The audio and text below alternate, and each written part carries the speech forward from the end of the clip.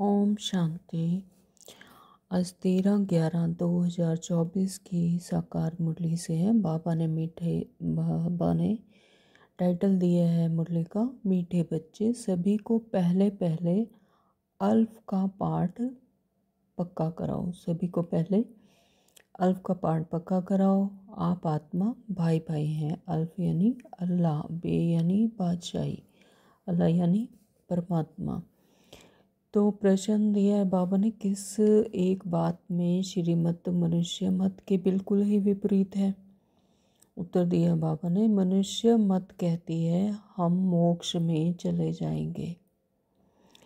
मनुष्य मत में कहते हैं कि हम मोक्ष में चले जाएंगे। तो श्रीमत क्या कहती है? श्रीमत कहती है यह ड्रामा अनादि अविनाशी है, मोक्ष किसी को मिल नहीं सकता। भल कोई कहे यह पाठ बजाना है, हमको पसंद नहीं, परंतु इसमें कुछ भी नहीं कर सकते। पाठ बजाना आना ही है, ये अविनाशी ड्रामा है। तो श्रीमत ही तुम्हें श्रेष्ठ बनाती है, इसलिए जब पाठ बजाने के लिए आना है तो श्रीमत ही तुम्हें श्रेष्ठ बनाती है। परमात्मा हमें संगम युग पर श्रीमत देकर श्रेष्ठ बनाते हैं और फिर से उस सतयुग की दुनिया में ले जाते हैं। तो मनुष्य मत को अनेक प्रकार की हैं। तो मनुष्य मत तो अनेक प्रकार की हैं, किसी ने कुछ कहा, किसी ने कुछ कहा। तो बाबा कहते हैं कि उसमें फंसना नहीं है, क्योंकि स्वयं परमात्मा हमें आकर सत्य ज्ञान देते हैं। ओम शांति। बाबा ने कहा अभी यह तो बच्चे जानते हैं कि हम बाबा के सामने बैठे हैं। बाबा के सामने बैठे हैं ना सभी। तो बाप भी जानते हैं कि बच्चे हमारे सामने बैठे हैं। यह भी तुम बच्चे जानते हो। बाप हमें शिक्षा देते हैं जो फिर औरों को देनी है। पहले पहले तो बाप का परिचय देना है, क्योंकि सभी बाप को और बाप की शिक्षा को भूले हुए हैं। तो अभी जो बाप पढ़ाते हैं यह पढ़ाई फिर 5000 वर्ष बाद मिलेगी। ये कल्प की बाजी है। 5000 वर्ष बाद, कल्प के बाद परमात्मा इसी तरह से फिर से आते हैं, फिर हमें ज्ञान देते हैं और पढ़ाते हैं। तो यह ज्ञान और कोई को है नहीं। यह ज्ञान किस में नूंदा हुआ है? परमात्मा में नूंदा हुआ है। तो वही हमें आगे ज्ञान देते हैं। मुख्य हुआ बाप का परिचय, फिर यह समझाना है हम सब भाई भाई हैं। बाप का परिचय मिला तो परमात्मा के हम सभी संतान हैं, तो हम सब क्या हुए? भाई भाई। तो सारी दुनिया की जो भी आत्माएं हैं वह आपस में भाई भाई हैं। सभी को अपना पार्ट मिला हुआ है। इस शरीर के द्वारा वो पार्ट प्ले करती हैं। तो अभी तो बाप आए हैं नई दुनिया में ले जाने के लिए, जिसको क्या कहा जाता है? स्वर्ग कहा जाता है। आगे बाबा ने कहा कि हमारा बाप भी एक है।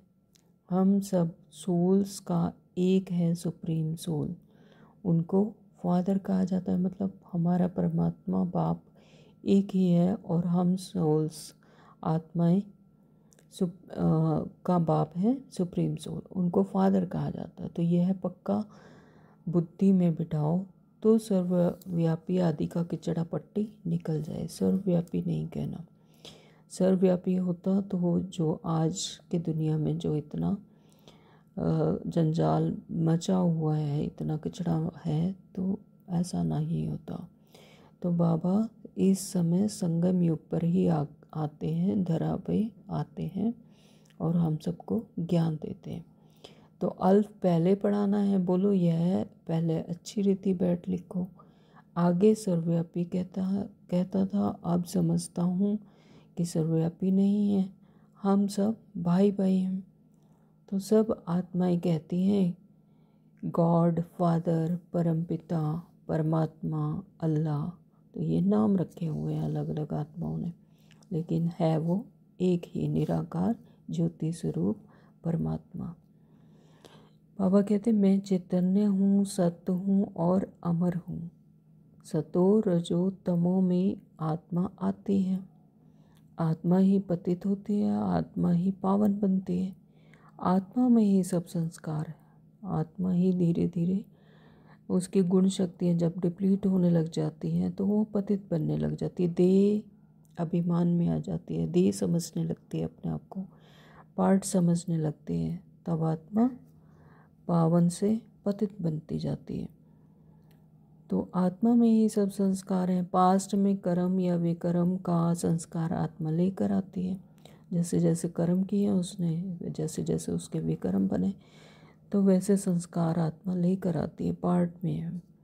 तो सतयुग में तो विकर्म होता ही नहीं। सतयुग क्या है? अकर्म होता है, वहाँ पर कोई कर्म विकर्म होता ही नहीं। तो कर्म करते हैं, पार्ट बजाते हैं, परंतु वह कर्म अकर्म बन जाता है। तो जहाँ पर सतयुग में देह अभिमान में नहीं होती है आत्मा, आत्म अभिमानी होती है। तो आत्म अभिमानी आत्मा में श्रेष्ठ संस्कार होते हैं, इसके कारण उसका कर्म अकर्म नहीं बनता, क्योंकि वहाँ द्वेष नहीं होता, ईर्ष्या द्वेष क्रोध ये सब विकार वहाँ होते नहीं। तो सब क्या श्रेष्ठ कर्म ही होते हैं। तो श्रेष्ठ कर्म होते हैं, इसलिए अकर्म बन जाता है, वहाँ पर कोई भी विकर्म नहीं बनता। तो गीता में भी अक्षर है, अभी तुम प्रैक्टिकल में समझ रहे हो, तो ये गीता में भी समझाया हुआ है। तो अभी हम प्रैक्टिकली इसको समझ रहे हैं। गीता में भी है ना कि देह सहित देह के सब धर्म छोड़ अपने को आत्मा समझो, ऐसा गीता में भी समझाया है। और वापस घर अपने घर जरूर जाना है। तो भक्ति मार्ग में भी कितनी मेहनत करते हैं भगवान पास जाने के लिए, भगवान के पास जाने के लिए कितनी मेहनत करते हैं। वह है मुक्ति धाम, परंतु मुक्ति तो किसी को मिल नहीं सकती। बाबा कहते हैं कि मुक्ति का तो कोई विधि विधान है ही नहीं, मुक्ति तो मिल ही नहीं सकती। ड्रामा अनादि अविनाशी है, इसमें आना ही पड़ता है सभी को। और बाबा ने कहा श्री कृष्ण देवता है, वैकुंठ का प्रिंस, वह यहाँ कैसे आएगा? वह वैकुंठ का प्रिंस, वैकुंठ में रहते हैं श्री कृष्ण, तो वह यहाँ तमो प्रधान दुनिया में कैसे आएगा? ना उसने गीता सुनाई, ना ही उसने गीता सुनाई, सिर्फ देवता था, इसलिए सभी उनकी पूजा करते हैं। तो देवता हैं पावन, खुद पतित ठहरे। देवता क्या है? पावन है और खुद पतित ठहरे। कहते भी हैं मुझ निर्गुण हारे में कोई गुण नहीं। जब आत्मा में सारी शक्तियाँ गुण डिप्लीट होते जाती हैं तो वही निर्गुण, उसमें कोई गुण नहीं रहता। तो स्वयं आत्मा को भी पता है, तो वह भी कहती है कि मुझ निर्गुण हारे में कोई गुण नहीं। तो आप हमको ऐसा बनाओ।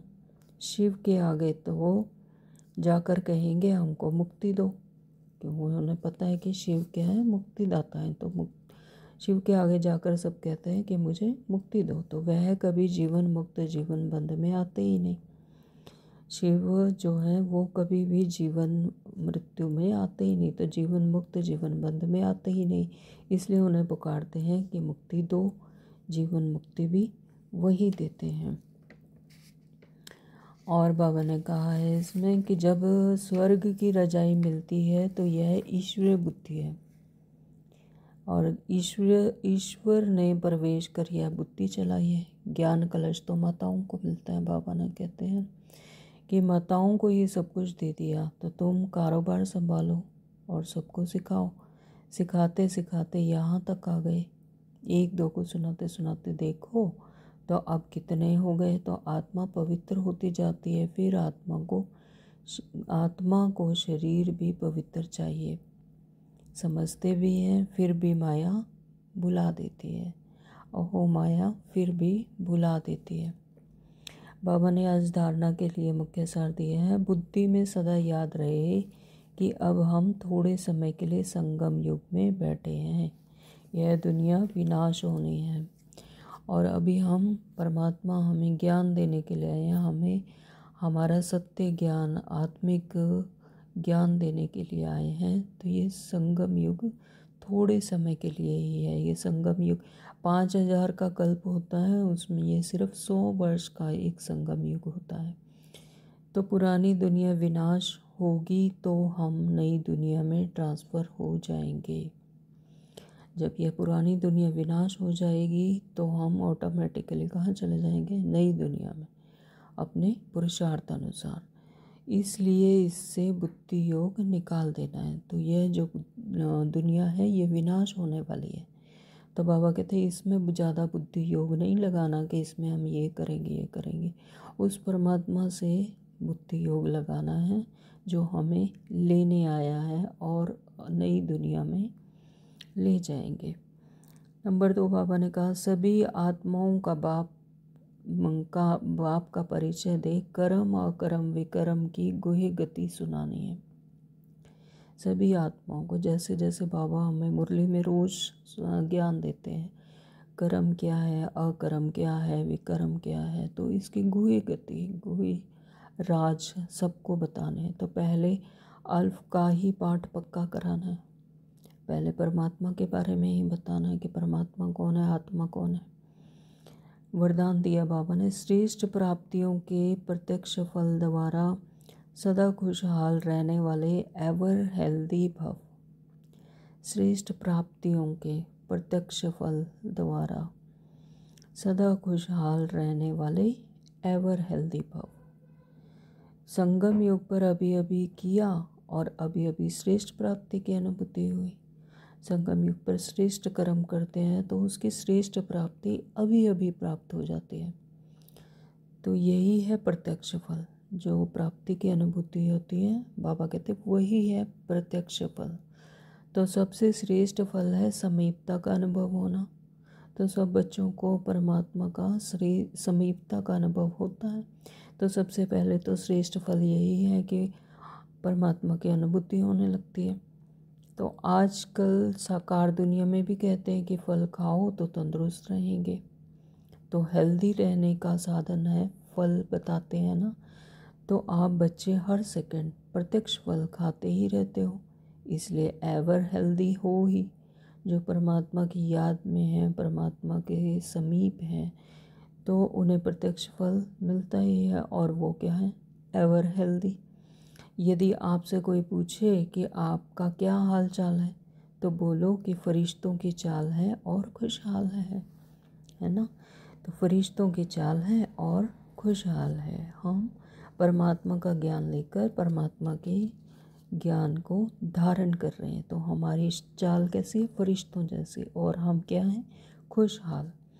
स्लोगन दिया बाबा ने सर्व की दुआओं को खजाने से संपन्न बनो। सर्व की दुआओं से श्रेष्ठ कर्म करेंगे, सभी को शुभकामना शुभ भावना देंगे तो खजानों से संपन्न बनेंगे। तो पुरुषार्थ में मेहनत नहीं करनी पड़ेगी। तो कोई भी पुरुषार्थ में मेहनत नहीं करनी पड़ेगी। दुआओं से क्या होता है, जब कोई ज़्यादा बीमार हो जाता है तो डॉक्टर भी कहते हैं ना कि अब दवा नहीं दुआएं काम करेंगी। तो दुआएं ऐसी संपन्न बना देते हैं कि जिसमें फिर मेहनत नहीं करनी पड़ती है। तो बाबा कहते हैं कि सर्व की दुआओं के खजाने से संपन्न बनो, तो पुरुषार्थ में मेहनत नहीं करनी पड़ेगी। ओम शांति। Thank you.